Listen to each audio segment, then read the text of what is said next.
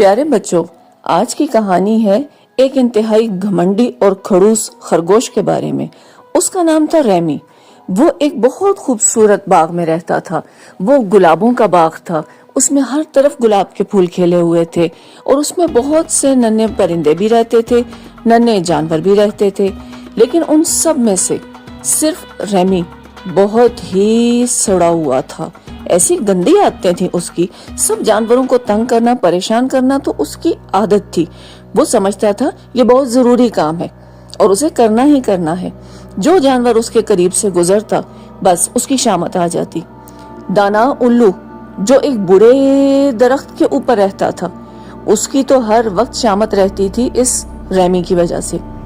वहीं पर उस बाग में एक दरख्त था जिस पर बहुत सी गुलहरियों का बसेरा था। वो बहुत खुश थी क्योंकि उन्हें इस बाग में खाने को बहुत कुछ मिल जाता था और इस बड़े दरख्त पे उन्हें घर भी मिल जाते थे। लेकिन इस रेमी की वजह से उनके लिए जिंदगी नर्क बन चुकी हुई थी। हर वक्त उन्हें परेशान करता था। जैसे ही वो हंसती खेलती गुलहरियों को आवाज आती रेमी की, तो समझो उन बेचारियों का तो खून भी खुश्क हो जाता होगा। खौफ के मारे उन्हें वो रेमी एक खरगोश नहीं, एक मॉन्स्टर खरगोश दिखाई देता था। वो हर वक्त इस खौफ में रहती थी कि कहीं हमारे पास मॉन्स्टर रेमी ना आ जाए जिसने हमारी जिंदगी अजाब बना देनी है। एक दिन रेमी अपने फुर्तीलेपन पर नाज करता हुआ और अपनी फास्ट रफ्तार पे घमंड करता हुआ चलता जा रहा था।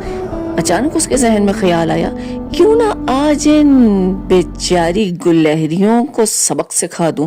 आज तो उन्हें ऐसा मजा चखाऊंगा कि सारी उम्र याद रखेंगी। वो फौरन उनके दरख्त पे चढ़ने की कोशिश करने लगा और बहुत बुलंदी पर पहुंच गया। वो बेचारी डर कर सब अपने बिल के अंदर छुप गईं, किसी तरह इस रेमी से बच जाएं। उसने उन्हें पुकार कर कहा, अरे गुलहरियों, तुम खामखा में घबरा गई। मैंने तो आज तुम्हारी मदद करने की सोची थी। आओ मैं तुम्हें बताता हूँ किस तरीके से तुम अपने लिए अखरोट तोड़ के इकट्ठे कर सकती हो। चलो मैं तुम्हारी मदद करूंगा और मैं तुम्हारे लिए यहाँ से बड़े बड़े अखरोट तोड़ूंगा। ये सब उसकी साजिश थी। उसने जानबूझकर वो अखरोट तोड़े जो साइज में बहुत बड़े थे। वो उन गुलहरियों पर जोर जोर से फेंकने लगा ताकि गुलहरियां जख्मी हो जाएं। लेकिन वो गुलहरियां तादाद में ज्यादा थीं और आपस में बहुत इत्तेफाक के साथ रहती थीं। आपने सुना है ना, इत्तेफाक में बरकत है। तो उन गुलहरियों ने मिलकर टीम वर्क किया और ड्रीम वर्क कर दिखाया। उसकी तमाम अखरोटों की बारिश को उन्होंने इस तरह कैच किया कि एक दूसरे को जख्मी होने से बचा लिया। इसी हड़बड़ी के दौरान उस रेमी साहब का अपना पांव फिसल गया और वो अपना बैलेंस ना रख सका और धड़ाम से उस दरख्त से नीचे जमीन पे आके गिर गया। ओ हो। अब तो उसकी घमंडी टेल जो हर वक्त अकड़ से तनी रहती थी, जमीन पे ऐसे पड़ी थी कि जैसे सांस ही ना हो। और उसके वो बड़े बड़े कान जिनका हर वक्त नखरा करता था, वो तो जमीन पे पड़े थे। रो रहा था बेचारा। एकदम गुलहरियां उसके पास आईं और पूछने लगी, क्या हुआ खरगोश, हम तुम्हारी कुछ मदद करें? नहीं, मुझे नहीं है इसकी जरूरत। ये सारा मंजर देख रहा था दाना उल्लू।